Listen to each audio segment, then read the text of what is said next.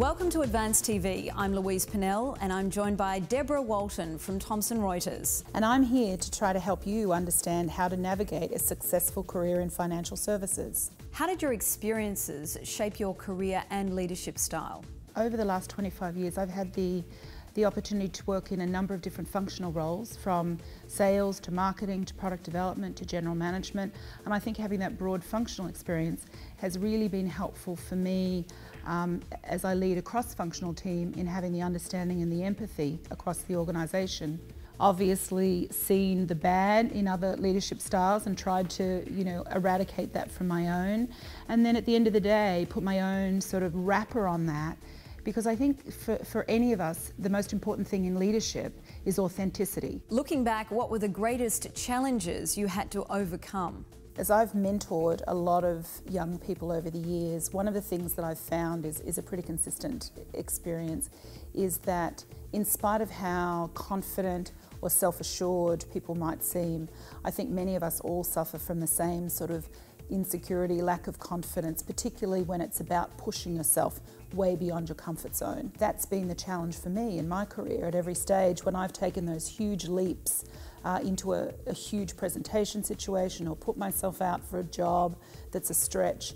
It's been a challenge. What advice would you give to people who are early on in their careers on how to be successful in the financial services industry?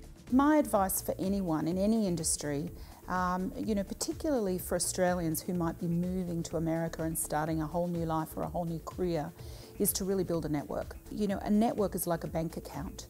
You need to invest in it when you don't need the connections, so they're there when you need them. My advice to Australians coming to the US, find industry groups that are associated with the sphere that you're going to work in. Americans love to belong to industry groups. Seek those out, get involved in the activities and build a network around the areas of the career that you're looking to build. What experiences or qualities do you look for in your own team? Apart from the obvious skill sets against the role required, for me, the most important qualities are high energy, positive attitude, people that are really keen to take on, the extra projects, volunteer to do things.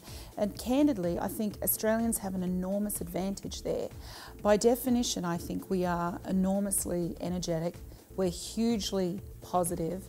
And as I've worked all around the world with my company and I come across Australians, I feel that we're all defined by that very similar quality, which people the world over love. It's a great asset to us and we really do need to use it. What do you see as the greatest opportunity or changes in the financial sector in the next 5 years? What I see happening, and I see this not just in financial services, but for most of us, is really coping with the concept of big data, information that's everywhere.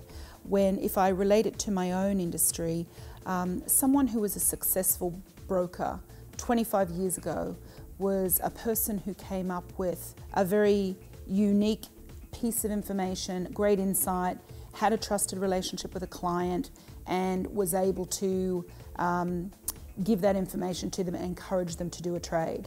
Today, we've solved the challenge of access. Everyone's connected instantaneously. Information is everywhere. But in many ways, we've come full circle. The advantage or the challenge is for an individual to still navigate that vast amount of information, use their own ability to find insight, connect with people, be relevant and be the trusted source of insight.